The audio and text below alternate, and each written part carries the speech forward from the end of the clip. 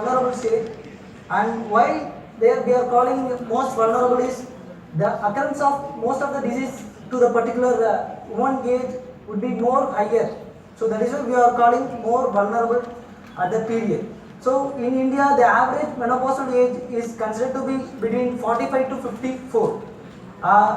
Due to the sedentary life and the fast-paced life, the premature menopause is also on the rise.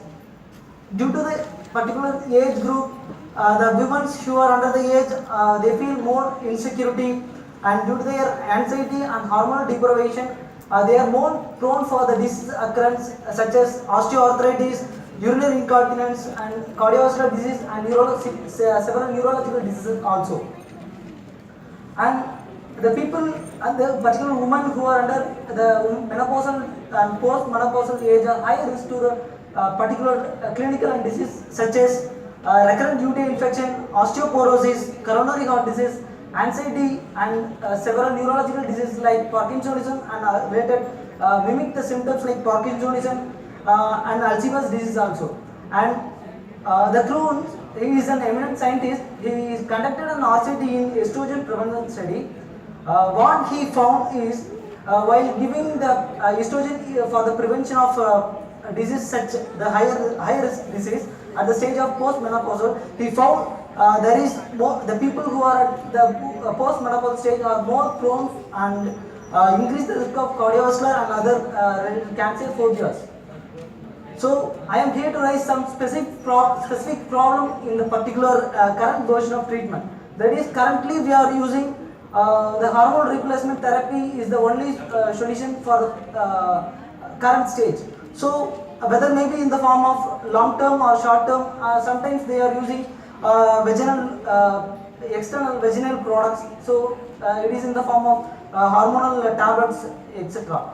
So my highlight is, why don't we create a particular solution for this issue? So far there is no herbal source of drug directly related to the hormonal replacement is available so far. So that is why I have concentrated in this topic.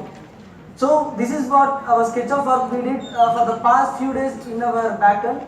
So initially we conducted the concept creation. So after the concept creation, we go on to the validation process. The validation will be in the form of literature reviews and the database review. The database will be we collected from the database available in the sources like research databases. Next we go into the documentation process, whether by means of journal publications and propagating the particular type of concept in any conferences and other things. So later the fourth stage will be, initially we concentrated first three stages. So initially we, with the other fundings and other things, we are move on to the final stage. This is not we are having such idea. First initially we concentrated three. So we all have no doubt about that. Siddha medicines and plants have a very specific role in the prevention and management of urinary care and other genital care in the female, particularly in the female. So initially we selected three group of plants with a minimum of 7 and maximum of 10. So A group will be contains of herbs which is used for the infertility treatment, the particular combinations.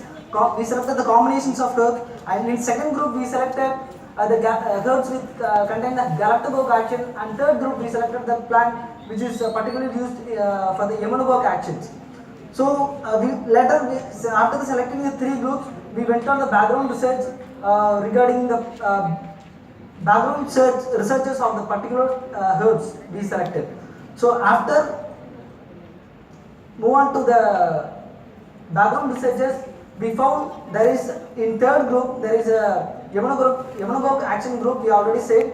So in that group we found there is a presence of phytoestrogen. Phytoestrogen is nothing but plant estrogen, and the recent studies also providing and supporting documents also shows that there is a possible presence of phytoestrogen in the particular we selected the emmonogog action herbs.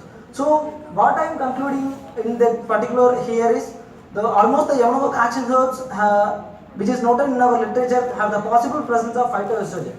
So this is here I noted the particular 8 to 10 herbs Initially, scissors quadrangular, it is also known as pyrrhonite. The supporting documents also shows that the phytoestrogenic fragments from the scissors quadrangularis, how it is acting as an osteoarthritic or osteoporotic agent in overactomized rat. So it is all the in vivo studies. Yeah, I have noted. Another one is Sesamum indicum. It is also known as yellow in Tamil. So how the phytoestrogenic fractions from the Sesamum indicum is acting as an antimicrobial agent. So likewise I have noted Denamutis.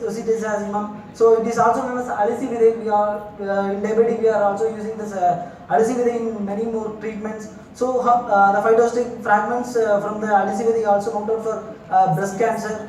And Rubia cordifoliate is also known as Mangiti. So and the phytoestrogen fragments from the Mangiti also treating the ailments from the cardiac disorders. So Vendayam, it is also having such related activities.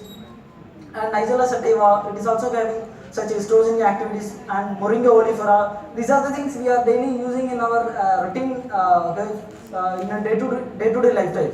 So phytoestrogen is nothing but it is a plant-derived estrogen. So it is structurally mimicked with the estradiol and action is mimicked with the currently available conventional estrogen. So dietary estrogens are easily metabolized by the intestinal bacteria and daily excretion is through the urine. So it doesn't stay stored in our body. So if you give the conventional estrogen, it will act within 1 hour. If you give the phytoestrogen, it will take more up to 8 to 10 hours. That is the thing. So it doesn't act like conventional estrogen. So these are the binding affinity between. So in conventional estrogen, there is a binding activity will be more high, but between binding activity between the body receptor and the estrogen hormonal. So in phytoestrogen there is no such bigger affinity. So in human health also it is having more such efficacies. And regarding to the conference topic UTI, it is also having more susceptible postmortem cases due to the hormonal deprivation. They are more prone for the UTI infection, and the supporting documents also shows that it prevents the UTI infection, and there is a double-blind placebo control study is also conducted in this particular topic. And post-menopausal therapy also it is having such important action, and it while concepting the herbal estrogen, it reduces the hot flushes by the half and increase the bone density and reduce the osteoporotic actions. And so the extensive review of the particular here I selected the topic, and the here available document shows that and proves the reverse pharmacology. And yeah, we can, yes, it's so. And since the herbs having immunogenic action, whatever it is in our noted in our literature has same action as the phytoestrogen. That is why I am concluding here. And great promise is that phytoestrogen is from our natural origin. It is easily available in our own herbs, which are used in our day-to-day practices. So since this is our preliminary work, and we are yet to more work on this idea and for the benefit of Siddha ONG in the near future. These are the references, and this is my acknowledgement. My sincere acknowledgements to my professor and mentor, Dr. Thomas Walter sir, and he is the chief of Walter Siddha Research Center, which is aside of Tirunelveli, and I am very thankful to CEOs and CTOs of Walter Siddha Research Center. Thank you. Yes.